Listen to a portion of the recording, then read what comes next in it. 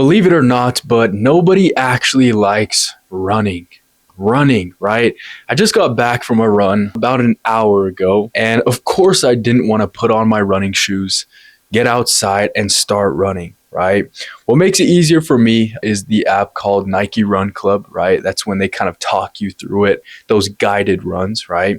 Kind of helps me gauge my intensity and just makes it overall easier for me to get the run done, right?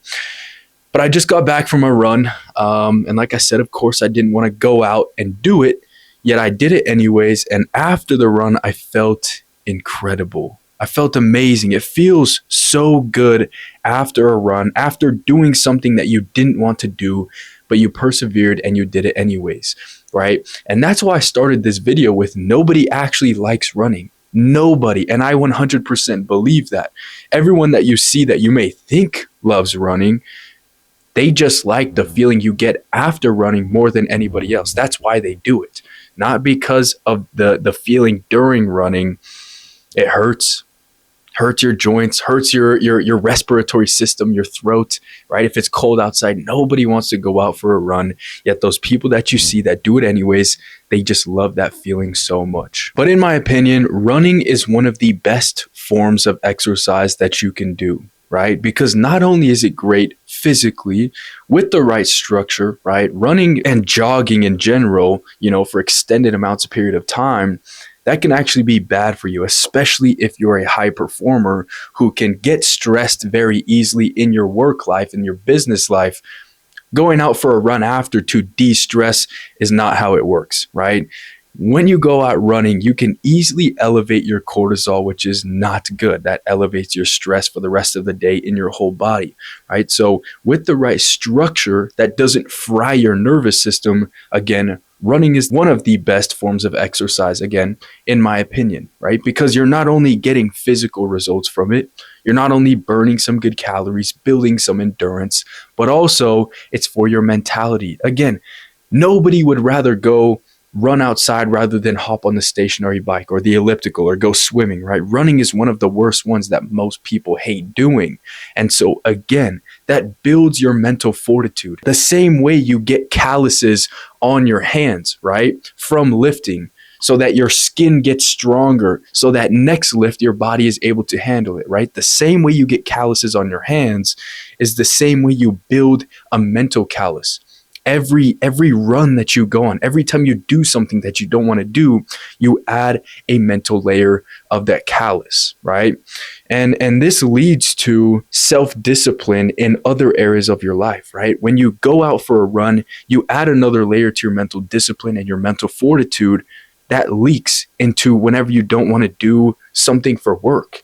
You don't feel like doing a project for work, yet because you ran, because you went for a workout, because you chose to eat the healthy meal over the not healthy meal, over the fast food, building layers onto your mental callus, that leaks into every aspect of your life. And running builds some of the best layers onto your mental callus. But like I mentioned, you have to have the right structure when it comes to running and incorporating it into your weekly workout and fitness schedule, right? Again, if you're a high performer, you have a very demanding work schedule, the last thing you need to do on top of your workouts every week is start running 30, 40, 50-minute runs, right? This is not what you want to do, right? So you have to have the right structure around it. And the first step to building the right structure, if you want to incorporate running, right, is setting out boundaries for when you can have high intensity runs and the lower intensity runs that are longer, right?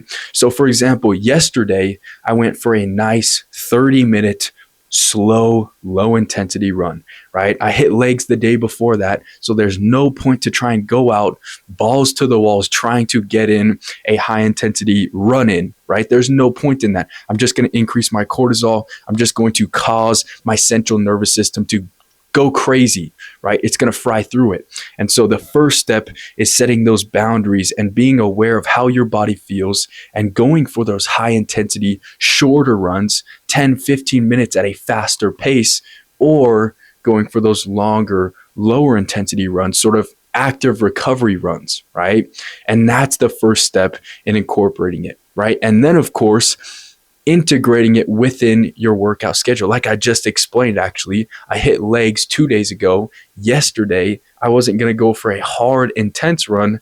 I'm just going to go for a nice 30-minute slow, low intensity run because my legs are already fatigued, but I wanted to get in some good cardio. And that's how you have to structure it as a high performer, as someone who is already working out and training consistently. And the third part of how to structure and incorporate running into your schedule a little bit better is timing of nutrition, right? So the same way that you carb up before a workout, right? You want to have carbs in so that you can have a lot of energy for a better workout.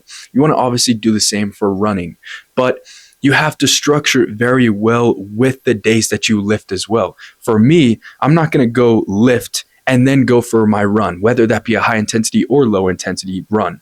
After my lift, I'm going to separate the two. Sometimes in the morning, I get my run out of the way so that I can then lift later on at night after I've had some food, after I've had some hydration in between the two, or vice versa, right? Getting the workout in early and then running later. But for me, I like to get the cardio, the run out of the way in the morning and then enjoy my lift later at night.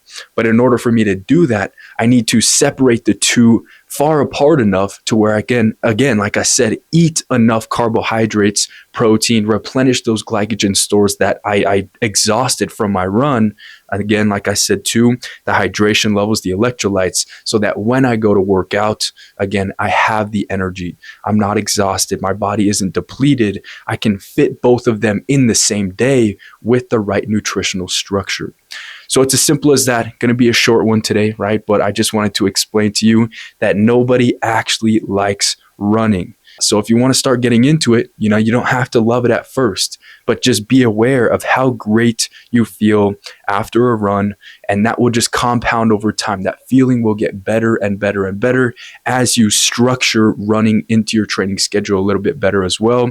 And again, it's just a compounding effect of positive results. If you feel you're in a position to where you've gotten some amazing results with your health, with your physique, but you know that there's another level that you can achieve to perform at a higher level, both in business and in fitness, go to my Instagram, drop me a follow, and go into my DMs and DM me the word now. That'll tell me that you are ready to take that next step into the best version of yourself, starting with your health and optimizing your inputs, graduating from the beginner game of health and fitness and starting to incorporate advanced level movements with your training, with your nutrition, with your sleep, and again, optimizing your inputs. Drop in the comments whatever video, whatever topic you want me to film next, and I'll see you in the next one.